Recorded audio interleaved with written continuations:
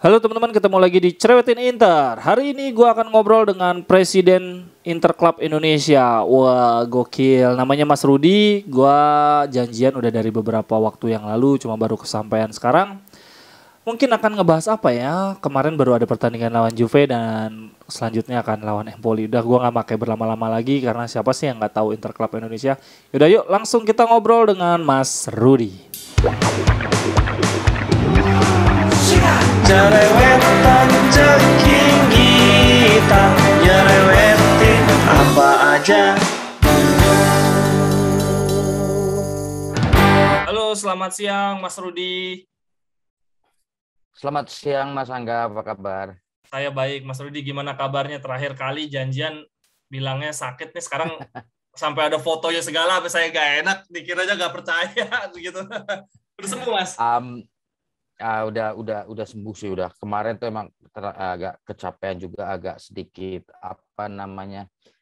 stres. Ya kalau soalnya saya tipikal orangnya kalau berjanji harus ditepati. Jadi walaupun tidak bisa ya harus ngabarin. Oh itu, betul. Itu satu hal sih dari Mas Rudi yang jaga. Saya juga sampaikan di chat, terima kasih banyak udah ngabarin, karena itu hal yang jarang banget di Indonesia ya. Maksudnya last minute terus totong hilang gitu, itu dikabarin terus, makanya makasih banyak udah ngabarin. Mas, Terima sekarang kasih juga Mas Angga untuk untuk kesempatannya untuk ngobrol-ngobrol, terutama ngobrol-ngobrol tentang tim kebanggaan kita Inter yang tadi pagi hanya bisa memaksimalkan 1 poin melawan Juventus. kalau di Australia, ini Mas Rudi di Australia ya? Di Australia, tepatnya di Queensland, di kota Townsville, North Queensland. Itu di sana berarti nonton kalau yang jam 2 dini hari itu di sana jam berapa, Mas? Jam 4.45, which is kalau menurutku malah pas. Jadi kalau misalnya bekerja ya biasanya selesai sebelum jam 7 ya langsung berangkat kerja kayak gitu-gitu. Jadi ya pas lah. Jadi tidurnya tuh nyenyak. Iya betul, nggak kepotong di tengah kayak di Nggak Indonesia. kepotong. Terus habis selesai bingung mau lanjut tidur, tapi cepet banget. Nggak lanjut tidur tapi ngantuk. Ya kebetulan hari ini aku juga libur karena tadi malam tuh emang banyak pertandingan seru yang sayang kalau dilewatkan. Tidak hanya dari Liga Serie A, ada juga Premier League dan juga La Liga. yang lainnya. Ya jadi saya emang prepare hari ini untuk istirahat. Oh pantesan, udah bilang dari beberapa hari yang lalu, Senin full day di rumah. Ternyata memang karena banyak big match ya. Iya, big match. Sebagai pecinta sepak bola terutama. Jadi ya sayang saja kalau dilewatkan. Betul. Jadi tadi malam itu sebetulnya VAR tuh perlu nggak sih? Kalau menurut saya pribadi ya memang VAR itu tujuannya untuk memastikan hal-hal insiden-insiden yang berkaitan dengan penalti, dengan gol, dengan kartu merah. Jadi ya sebetulnya sah-sah aja cek VAR. Kalau dari Mas Rudi gimana? Kalau bagiku juga sah-sah aja, cuman saya tuh masih bingung dengan peraturan kalau di garis itu apakah sudah berhak termasuk di garis itu termasuk di dalam garis atau di luar. Soalnya kalau peraturan tentang bolanya sendiri kalau belum melewati garis itu belum dianggap gol. Bagi saya VAR ya emang begitu. Tapi kembali lagi juga sih saya sih sebenarnya oke lah referee-nya tadi malam kurang cekatan, oke. Tapi saya juga tidak mau melulu menyalahkan wasit juga karena seharusnya Inter tuh paham bahwa melawan Juventus itu tidak hanya dibutuhkan keberuntungan, tapi hal-hal sekecil itu yang sering sekali merubah jalannya pertandingan dan hasil akhir. Harusnya Inter sendiri itu paham bahwa melawan Juventus itu tidak seperti melawan tim-tim lainnya. Jadi ketika melawan Juventus itu akan ada hal-hal kecil yang bisa mengakibatkan hasil akhir yang berbeda. Harusnya Inter paham seperti itu, hal-hal kecil seperti itu. Betul, betul, betul. Mungkin Dumfries-nya juga yang terlalu naif, belum paham betul Serie A. Kalau lawan Juve itu jarak 2 meter dari kotak penalti harusnya udah nggak boleh nyenggol badan ya. Betul. Itu saya sebenarnya saya juga tidak menyalahkan Dumfries juga. Dia sebenarnya tipikalnya kan sayap. Cuman tadi malam tuh emang diserang mulu lewat sayap kanan, which is Dumfries di situ. Mungkin agak gugup juga, tidak paham, begitu paham. Tapi ya sudah kejadian, ya mungkin semoga ke depannya bisa lebih baik lagi. Betul, betul. Dan ya itulah, sebetulnya di pertandingan hari ini juga Inzaghi belajar banyak dari waktu lawan Lazio ya. Setelah unggul kita nggak begitu banyak, nggak terlalu terbuka. Kita main udah kayak udah kayak bukan Inzaghi, pasif.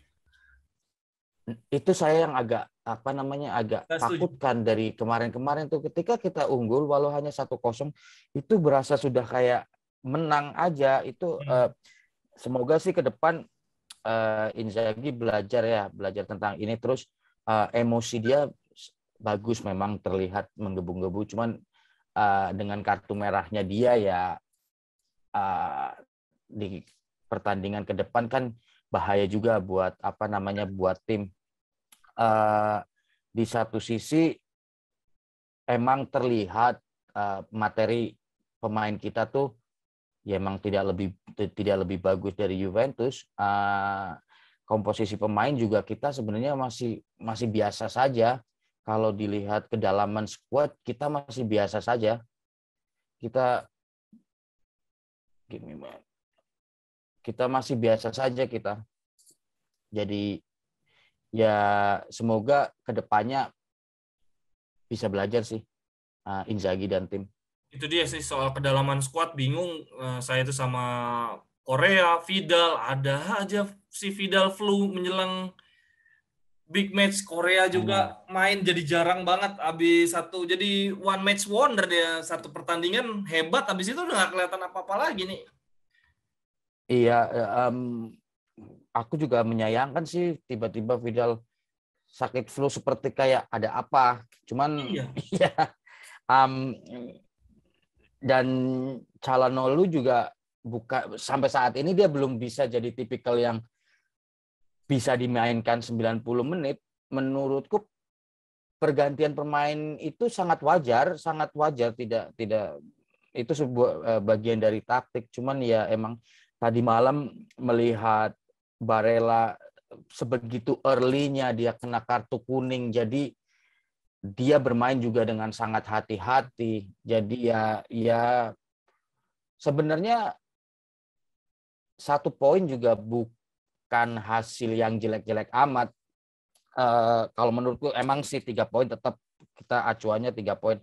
Cuman kompetisi masih panjang. Memang kita sampai saat ini jadi dengan pimpinan klasemen beda 8 poin ya. 8 atau 7 saya lupa. 25 sama 18. Iya 25, iya berarti 8 ya 7. Masih panjang lah kita saya sih percaya Inter walaupun berat, tapi saya percaya musim ini tuh kita mungkin 2 bintang. Saya tuh percaya musim ini kita 2 bintang. Masih optimis ya dengan jarak yang sebetulnya kan ada juga yang membandingkan setelah pertandingan hari ini. Jarak poin di Giornata yang sama dengan eranya Conte, kita poin dengan pemuncak klasemen sama persis juga sih. Sama, iya. Hanya beda 1 gol kalau nggak salah. Betul, 1 gol lebih banyak. 1 gol lebih banyak. Tapi kita jangan lupakan season kemarin 2 tim papan atas itu juga kecuali yang nomor 2 ya. Yang nomor 2 sih emang biasanya kalau habis tengah musim langsung berubah permainannya. Oke. Cuman ini yang pimpinan klasemen ini agak sepertinya emang sedikit menggila dari pertandingan. Saya tadi malam melihat pertandingan pimpinan klasemen dengan tim Kota Roma. Iya, itu saya akui strikernya tuh Osimhen ini lagi benar-benar mencari lagi seperti mencari jati diri buat bermain di klub yang besar. Oke, walaupun saat ini Napoli itu termasuk klub besar, cuman dia ini lagi getol-getolnya kayak seperti Zapata musim lalu. Fighting spiritnya ini banget ya, determinasi ininya bagus banget ya. Itu ngototnya. Tapi kita juga beruntung mempunyai mempunyai Lautaro Martinez yang setiap musim dari beberapa musim terakhir selalu berganti tandem. Menurut saya dia malahan justru yang saat ini tidak tergantikan di posisi striker Inter, walaupun memang setelah international break kemarin dia agak menurun, tapi kalau menurut saya bisa dipahami karena jarak perjalanan dan juga mungkin kecapean kan. Kemarin World Cup qualification zona Amerika Latin dia hampir selalu main. Ya, dan yang Amerika Latin waktu istirahatnya paling sedikit. Paling sedikit. Dan yang lain punya waktu istirahat. Vidal, Zino, Lautaro full main terus. Lautaro selalu main terus. Makanya kemarin aja kalau kita melihat ke tim lain yang misalnya PSG yang ada Messi, Di Maria, mereka tuh minggu kemarin nggak main. Lautaro langsung nyampe Milan langsung ikut latihan, langsung dimainkan walaupun cuma 15 menit.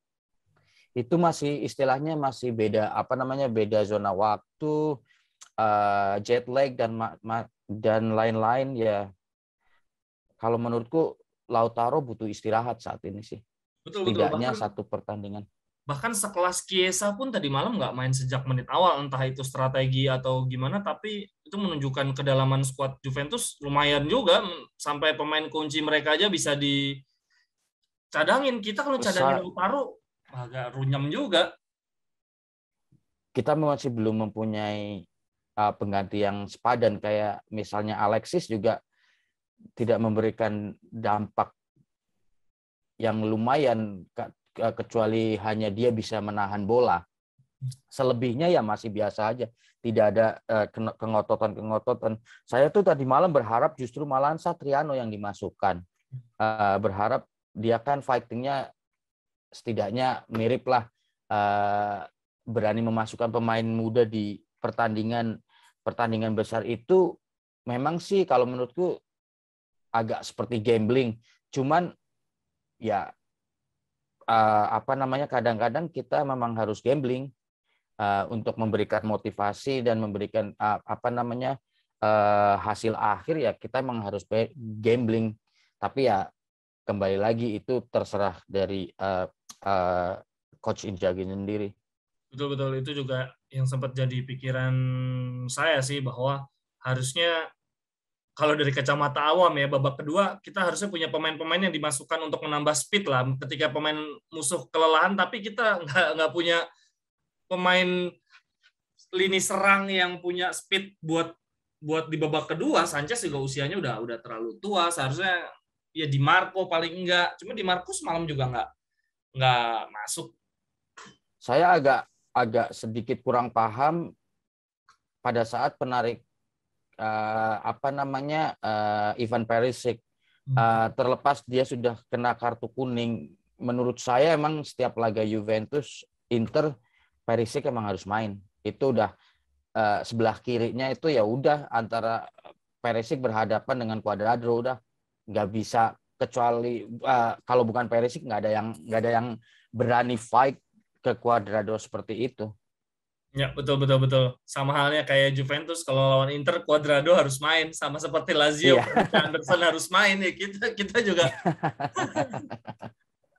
Tapi kalau menurut memang ada bagusnya juga sih season ini Serie A Liga Italia jadi makin seru, makin banyak tantangan, tidak hanya di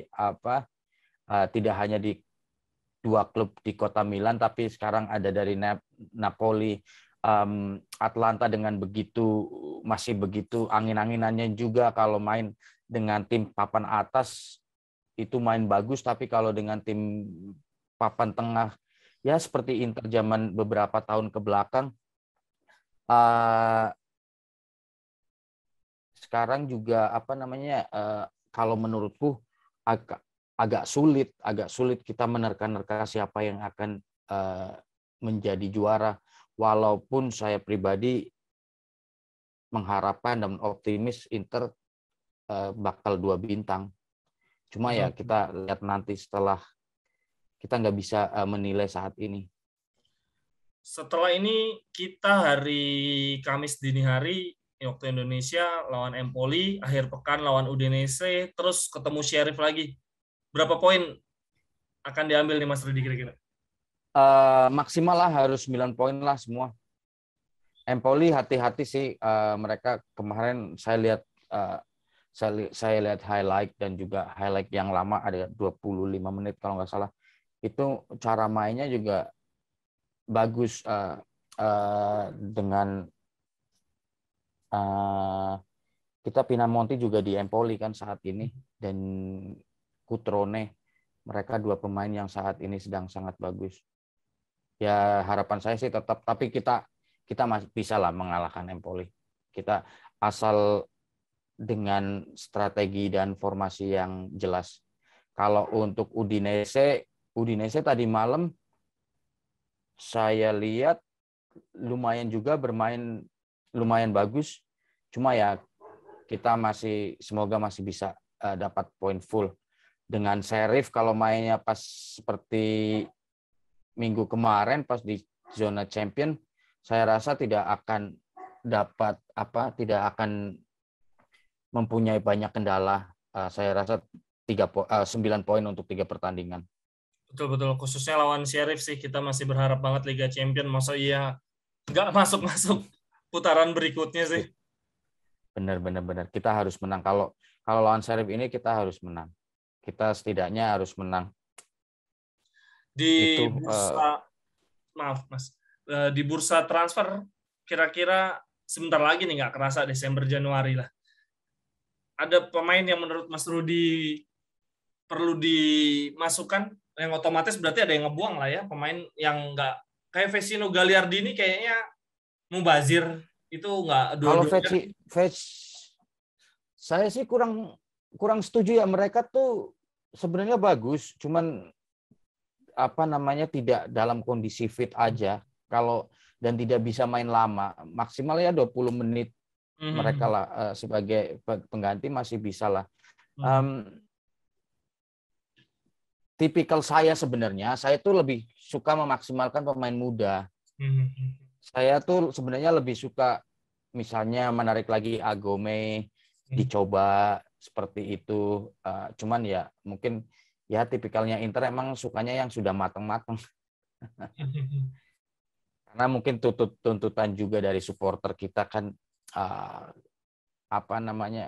kita ya namanya Inter kan udah berbeda lah, kita sudah tim matang yang disorot penampilannya di mana-mana. Oke, Mas Rudi, sekarang kita tadi siapa pemain yang kira-kira akan dilepas di bursa transfer musim dingin? Sanchez kah? Ya karena udah sempat ngambek, saya sebetulnya agak seneng ngelihat gestur Sanchez tadi malam akur sama Inzaghi ketika mau masuk, karena saya mengkhawatirkan Sanchez ini agak-agak duri dalam daging gara-gara kasus kemarin dia ngambek itu. Kalau bagiku 7 juta per tahun adalah beban dengan tidak begitu banyak waktu bermain. Saya juga tidak menyalahkan Sanchez. Cuma kalau Lautaro tetap masih di atas Sanchez ya selamanya kok masih bakal jadi cadangan. Maksudnya ya emang kalau menurutku sih sudah saatnya Sanchez dilepas dengan baik-baik. Musim dingin. Kalau memang tergantung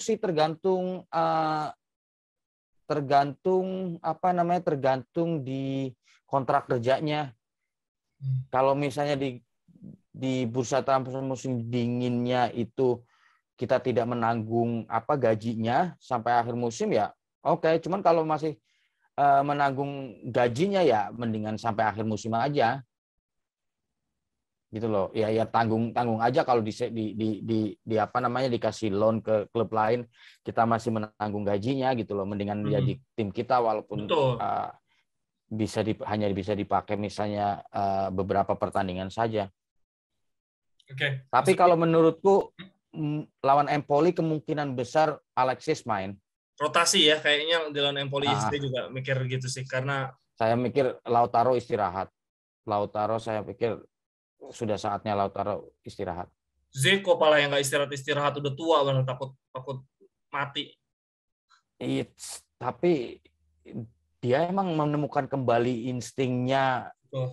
di Inter. Dia merasa seperti hidup kembali di Inter. Dibanding musim lalu di Roma sudah sangat bagus. Sekarang 7, walaupun Immobile 8 ya, karena tadi malam Immobile mencetak gol 1, Zeko 7. Itu sudah sangat bagus sekali. Untuk torehan jumlah gol membuat kita sedikit melupakan Lukaku ya. Udah nggak merasakan kangen punya striker haus gol, maksudnya dengan kehadiran Zeko. Saya justru sudah unfollow Lukaku. Saya sudah menganggap dia tidak ada.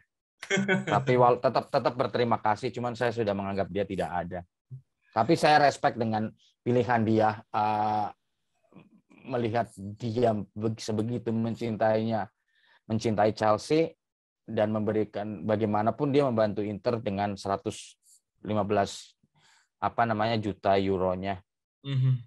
Tapi saya anggap dia sudah nggak ada.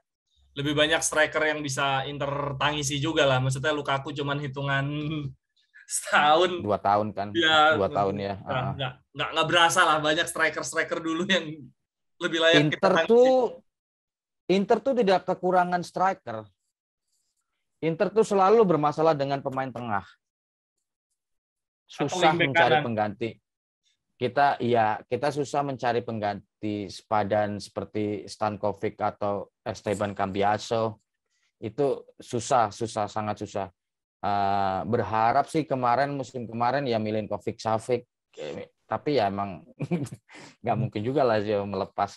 Dia tuh emang tipikalnya bagus di Inter tuh bakalan cocok. Cuman sekarang kita punya Barella, Brozovic harus di Barella. Brozovic itu harus udah pondasi inti itu. Betul. Dan harus punya backup. Brozovic nggak punya backupnya sama sekali. Kasian Brozovic itu kasian. Mas, sekarang kita balik ke Ichi nih. Karena saya biasa bikin konten tuh orang-orang suka ngeluhin kalau terlalu lama. Jadi mohon maaf ngomongnya saya potong-potong. Soalnya suka ngeluh nih Interisti yang nonton. Kuota gua habis gitu kalau kelamaan. Kita ke Ichi ya, Mas. Mas, siap. Nah, apa kegiatan Mas sebagai Presiden Ichi? Betul gitu ya, Mas ya? Takut salah-salah ngomong saya. Presiden ya, saat ini Ichi baru saja kemarin merayakan ulang tahun yang ke-18 tahun. Ya. Sebenarnya kendalanya ya pandemik seperti ini, nggak bisa full, apalagi saya saat ini kondisinya di Australia. Dan karena pandemik ini biasanya saya itu dalam setahun tuh bisa 4 kali lah setidaknya saya pulang ke Indonesia buat acara dan lain-lain. Saya sering kalau karena ada dari sini ada langsung penerbangan ke Bali. Cuman saat ini ya terkendala, cuman ya tetap anak-anak yang di Indonesia yang menjalankan. Kayak tadi malam ada nonbar juga di Bali, ada beberapa anak PP juga datang ke Bali. Kegiatan utama yang jelas itu adalah nonton bareng sih, tetap nonton bareng futsal. Itu udah kegiatan dari masing-masing regional, udah kegiatan utama. Di samping itu ada juga acara-acara sosial dan lain-lain. Tapi kegiatan yang utama yang jelas kita adalah nonton bareng, support Inter dari seluruh Indonesia, seluruh regional. Susah nggak Mas mengelola organisasi yang luas banget, besar banget? Susah iya. Cuman saya alhamdulillah mempunyai tangan-tangan yang mendukung saya di pengurusan pusat. Sebenarnya mereka lah yang bekerja, bukan saya.